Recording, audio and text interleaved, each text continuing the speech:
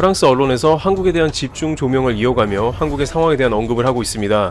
우선 프랑스 일간지 리 피가르도는 한국 특유의 빨리빨리 문화에 따라서 전 세계에서 보기 드문 대규모의 일을 신속하게 처리해 나가고 있다면서 한국은 지구상에서 비교할 곳이 없다는 보도를 했습니다. 또 다른 일간지 르몽드는 대규모 시스템을 갖춘 한국이라는 제목의 분석 기사를 통해 한국은 과거의 위기를 통해 현재 대량으로 일 처리하는 능력을 가지게 되었고 전 세계에서 가장 좋은 수치를 보여주고 있다고 극찬합니다.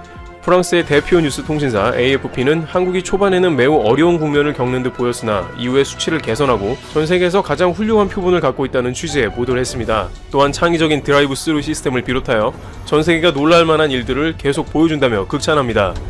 이와 같이 프랑스 언론들에서는 한국이 자신의 모든 자산을 동원하여 최대한의 국가적 역량을 보여주고 있다고 말합니다. 프랑스가 이와 같은 보도를 한 배경에는 자국도 이제는 여러가지 상황이 안심할 수 없는 수치들이 나왔기 때문이고 프랑스에는 전혀 한국만큼 준비가 안 되었기 때문에 앞서가고 있는 한국 모델을 집중 조명한 것입니다. 그런데 이 와중에 일본은 정반대로 상황을 대응하는 국면이 진행되고 있었습니다. 소프트뱅크 손정희 회장은 자신이 현재 상황을 위해서 대량으로 테스트 물품을 공급하겠다고 트위터를 올렸습니다. 일본에서 많은 테스트를 하고 국민들을 위해 솔선수범으로 대량의 자원을 투입하겠다는 것이죠. 그러나 일본의 전문가들과 많은 사람들은 손정희 회장 트위터에 답글을 달면서 오히려 하지 말라는 것입니다. 그들은 지금 갑자기 이런 일을 벌여봤자 일본에 하나도 도움이 되지 않고 혼란만을 초래한다는 사실을 강조합니다. 한 네티즌은 설마 한국 보고 그러는 것인가? 좋지 않은 표본은 참고해서는 안 된다고 전하기도 했습니다. 이에 손정희 회장은 잘했다고 박수를 받기는커녕 비판을 받아 머쓱해하며 테스트 물량을 철회해버렸습니다. 어쩌면 다소 늦었지만 손정희 회장 때문에 상황이 개선될 큰 기회를 놓쳐버린지도 모르겠습니다. 한편 프랑스 언론에서는 한국의 물량 작전이야말로 빨리빨리 문화를 통해 전세계의 모범이 된다고 대대적 보도를 한 것이죠. 프랑스에서도 처음엔 일본과 같이 미온적인 대처를 하면서 이탈리아 상황을 보고 비웃으며 발칵 뒤집어 놓았는데요. 프랑스 민영방송 까날 플러스는 이탈리아가 엉망으로 상황을 대처한다며 피자를 굽는 방송을 내보냈다가 이탈리아 시민들의 분노를 산 바 있습니다. 그런데 이제는 프랑스도 전혀 안심할 상황이 아니라는 것이죠. 또한 미국에서는 트럼프 대통령 기자회견을 통해서 유럽을 당분간 미국 입국 금지를 시키겠다는 내용을 발표했습니다. 그러면서도 한국에 대해서는 반대로 현재 여행 경보 수준이나 이를 조기 해제할 수도 있다는 입장을 밝혀 대조를 이뤘습니다. 처음부터 모든 정보를 오픈한 한국은 시간이 지날수록 전 세계의 신뢰를 받고 있는 모습인 반면에 일본에 대해선 전 세계 언론들의 평가도 바뀌기 시작했습니다. 뉴스위크지는 일본이 현재 상황을 정치적으로 다루고 있다며 빠르게 정보를 오픈해서 전체적인 상황을 장악해야 하는데 정반대로 숨겨버리면서 도쿄올림픽 위기를 자초했다고 지적합니다. 한편 한국은 현재 중국과 일본이 정보를 은폐하고 왜곡하는 가운데 동북아시아에서 유독 빛이 나고 있다는 보도가 이어집니다. 초반에 다소 미흡한 대처를 지적받긴 했습니다만 시간이 흐를수록 전 세계에서 한국을 찾는 모습이 이어지고 있습니다. 이 영화는 일본 아베 총리의 사학 비리를 신랄하게 파헤치며 가짜 뉴스부터 댓글 조작까지 국가가 감추려는 진실을 집요하게 쫓는 기자의 이야기를 담고 있습니다. 언론이 통제되고 가짜 뉴스가 판치는 일본 사회를 감안했을 때 이 영화의 제작과 개봉은 큰 의미를 지니고 있습니다. 모든 일본 여배우들이 거절했던 이 작품은 한국 배우 심은경이 당당하게 승낙해 열연을 보여주었습니다. 지난 6월 말 일본 143개 상영관에서 개봉하여 한 달 만에 4억엔 수익을 기록했고 관람객이 40만 명을 돌파했습니다. 일본에서 사회 고발 드라마가 거의 시도할 수 없었기에 이것은 기록적인 흥행이었습니다. 중장년층을 중심으로 퍼진 입소문은 정치에 무관심했던 젊은 세대까지 극장으로 끌어들였습니다. 영화를 본 일본 관객들은 이렇게 반응했습니다. 아무 생각 없이 멍하니 살아온 자신이 부끄러워. 일본에서 이런 정권 비판 영화를 만들 수 있다면 계속 더 만들었으면 좋겠다. 영화를 보고 있을 때 피가 흐르고 있음을 느낀 것은 처음이었다. 지금 일본 국민들은 이 영화를 본 관객들처럼 점점 아베의 시체를 자각하고 있습니다. 지난 주말 태풍이 강타했을 때 아베 총리가 숙소격인 공저에 있었다는 사실이 알려지면서 일본 내에서 비판받고 있습니다. 아베 총리는 태풍이 오기 전날 11일 오후 9시 40분 공조에 들어간 뒤 13일 오전 8시 43분에 관저에 나오기까지 35시간 동안 공조에 머물렀습니다. 아베 총리가 막대한 태풍 피해가 발생하고 있는 상황에서 관저에 나오지 않고 공조에서 대기한 것에 대해 비판이 제기되고 있는 것입니다. 아베 총리는 또 긴급 기자회견을 하며 태풍이 올 것을 대비하라고 권고하는 상황에서 11일 저녁 야치쇼타로 전 국가안전보장국장 등과 도쿄 도심 프랑스 요리점에서 식사를 하는 여유를 부린 것으로 드러났습니다. 한 일본 네티즌은 사상 최대급 공포가 열도를 흔들고 있던 금요일 밤, 우리의 아베는 도쿄 도심 유흥가의 프랑스 요리점에서 우아한 시간을 보내고 있었다며 비판했습니다. 또한 일본 정부의 비상재해대책본부 첫 회의가 13일 오후 4시 44분에야 개최된 것에 대해서도 이해할 수 없다는 지적도 나왔습니다. 이런 정부의 허술한 대응에 일본 국민들이 비판하는 가운데 아베에게 분노의 목소리가 커지는 중요한 이유가 있습니다. 아베는 슈퍼태풍 하기비스가 덮친 13일날 사저에서 일본과 스코틀랜드의 럭비 월드컵을 관전했습니다. 아베는 일본이 승리한 직후 이재민들이 럭비 대표팀의 근성을 보고 건강과 용기를 얻기 바란다고 적었습니다. 이를 본 일본의 트위터 이용자들은 이렇게 비판했습니다. 재민을 위로 추모는 못할 망정 럭비 월드컵을 보면서 건강과 용기를 찾으라니 지금 한가롭게 사저에서 부인이랑 럭비 월드컵 관전할 때입니까? 아베 총리는 배려가 없다. 자기 집이 물에 잠겨 있는데 럭비 월드컵을 신경 쓸 경황이 있겠나? 내게 럭비 월드컵은 중요하지 않다. 당장 내일 생활할 곳이 필요할 뿐. 또한 아베 총리는 지난달 19일에도 15호 태풍 파사이의 영향으로 지바현의 수십만 가구가 정전되는 등 피해가 심각한 상황에서 트위터에 럭비 월드컵 홍보 영상을 올려 여론의 문매를 맞았습니다.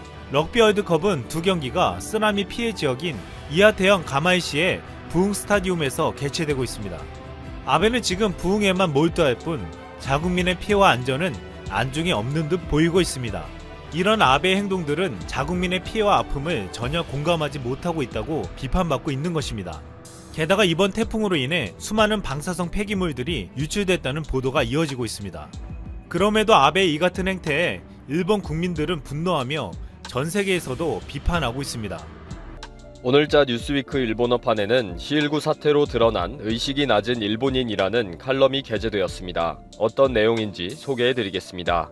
그동안 일본과 일본인들이 아무 생각이 없는 엉터리라는 것을 익히 알고 있지만 최근 시일구 사태에 대처하는 일본의 모습을 보면 엉터리도 뭐 이런 엉터리가 다 있나 싶을 정도로 아연실색할 수밖에 없습니다. 테스트를 축소하고 억제하면서 도리어 신규 최종 판정자가 폭증하도록 내버려두는 것을 보면 도무지 이해가 안 되고 아베노마스크 등의 대책을 보면 장난치냐는 말이 절로 나오기도 합니다. 오늘도 나고야시 위생연구소 직원이 토요일과 일요일을 반납하고 열심히 하고 있다. 그런데 진단시약과 면봉이 부족하다. 지금 무슨 일이 일어나는지 알아야 한다. 라고 하소연을 했습니다. 만약에 연휴 이후에 최종 판정자가 늘어나는 등의 현상이 일어나더라도 면봉이 없어서 테스트를 할 수가 없을 것이다. 제발 밖으로 나가지 마세요. 라고 호소하는 기사였습니다. 도대체 이게 무슨 말인지 이해가 안 되는데 지방보건소는 아직도 테스트를 할 여건과 준비가 되어 있지 않다니 말이 되는 소리입니까?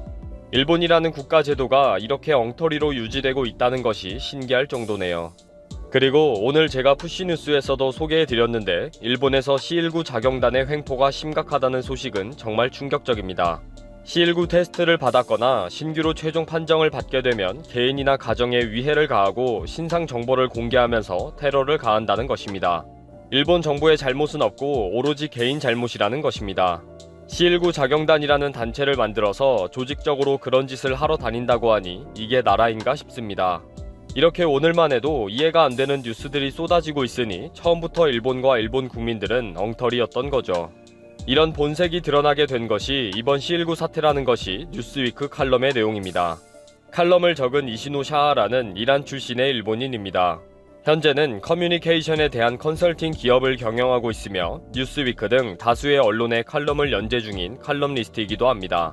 이시노 샤하라는 최근 일본의 C19 대응을 보고 위기의식 부재와 사회공헌의 낮은 국민의식에 아연실색하게 되었다 라고 서두를 시작합니다. 가장 먼저 이야기한 것은 재택근무에 호응하지 않는 사회입니다. 자신이 알고 있는 일본은 선진국이며 경제 대국인데 재택근무가 전혀 이루어지지 않는 일본 기업과 일본인들이 놀랍다는 것입니다. 지금 이 위기에 재택근무를 하면서 국가 정책에 적극적으로 동참해주는 노력이 필요한데 일본 기업이나 사회는 전혀 그렇지 못하다는 것입니다. 구시대적인 기업의 시스템은 어렵더라도 기업인들이나 일본 국민들은 그래도 협조를 해야 하지 않냐는 것이 이시노 씨의 주장입니다.